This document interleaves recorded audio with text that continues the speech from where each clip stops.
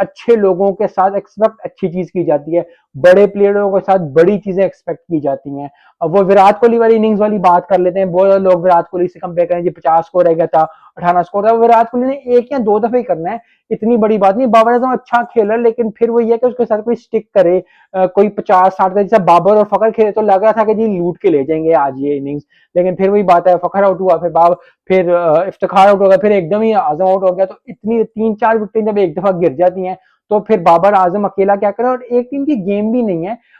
कभी कभी मैचेस होते हैं कि आप एक टीम पे एक साइड पे रख देते हो, बाकी जो है यू नीड टू अंडरस्टैंड कि टीम गेम है, टीम को ही लेके चलना है। शहीन की बॉलिंग की बात कर लेते हैं, थोड़ा सा मुझे लग रहा है, बॉलिंग की मैं ज्यादा बात नहीं करूंगा क्योंकि 198 स्कोर कराया, 194 स्कोर करा दिया, तो बॉलिंग इतनी अच्छी नहीं हुई जितनी होनी चाहिए थी। शहीन के लिए ये बात है कि he has to work on his fitness, दिख रहा है सबको